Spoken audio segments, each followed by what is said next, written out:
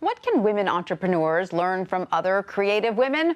A whole lot, says our next guest, Grace Bonney, the founder of a company called Design Sponge and author of In the Company of Women, a book profiling other businesswomen and artists who inspire her, such as Jody Patterson, founder of beauty shop Doobop and Georgia, a skincare line. Both Grace and Jody join us now. Welcome, ladies. It's such a pleasure to have you. Thanks for having us. Grace, let me start with you. What inspired you to put together this book? I'm honestly most inspired by what I don't see in a market, and I really wanted to see a book that embraced the full range of women in our community and the full range of paths to success that exist. Well, you open your book with a great quote. You can't be what you can't see. Is that sort of the basis of your book? Absolutely. That was Marian Wright Edelman, and it just sort of speaks to the power of visibility and what happens when you don't have that visibility. So this book is really a testament to just giving women of all ages great examples of what they could be and can do.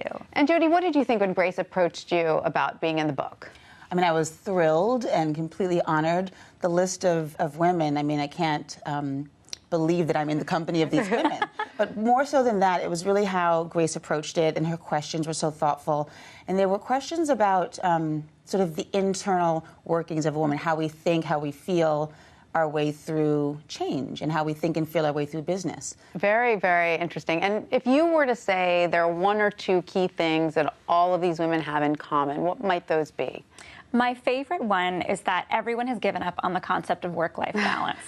We've all decided that it doesn't exist and that we all need to cut ourselves some slack and really find a support system of women who can help us be true to that idea and to really support each other. And do you think once you realize that, that's strangely freeing? You stop trying to be everything to all people? It's no longer the goal, right? To be balanced. It's just to have a full life. Exactly. And so, Jody, tell us a little bit about your career, because you left a very lucrative position, head of PR at Zac Posen, to strike out on your own. Why and how did you do that?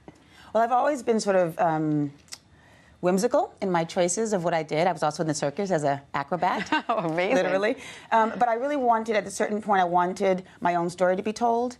And I opened up a beauty boutique that was focused on global beauty. And I had this idea that, like, women are so compartmentalized. And I wanted us to think globally about beauty. So Grace shouldn't just buy white product, and I shouldn't just buy black product, but we should be thinking globally. And so that was sort of the impetus to launching Georgia, and then that grew into a digital platform, which is Doobop. Fantastic. Now, if you were to look at all of these women from a business perspective, what are some of the lessons, Grace, that you think so many of them have learned? I think one of my favorite lessons came from a woman named Mary Going in San Francisco, who reminded me to be willing to be bad at something before you got good at it. And I think being able to accept that you're not going to do things perfectly the first time, it was so freeing to just say, I'm going to try my best, learn from that, and move forward. It was always about failure forward. was okay, just as long as you learned from it. Absolutely. So, Jody, I'm so curious about how you did this, because I think there's so many women out there who would look at you and think, wow, because you have 5 kids, right? And a husband. You had a great job with all the health insurance that entails and all that great stuff in the corporate life.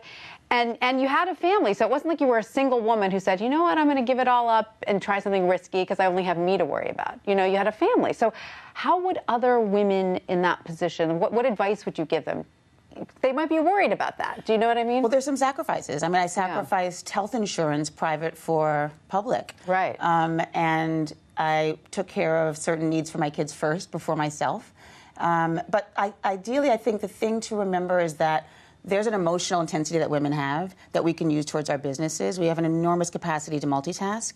And so that's really what you have to think about. You have to think about how you can do it, not why you shouldn't. Right. And then you just rely on your family, your husband, your wife, or so-and-so, whomever your partner is. You rely on them to help feed the entrepreneurial spirit. It's a team effort, for sure. Do you ladies have any advice for recharging at the end of a particularly grueling day, week, month, year? Unplug. Unplug as quickly as possible. I think it is the fastest way to decrease the amount of people and voices that need your attention. I sprint. I have 15 minutes of sprinting.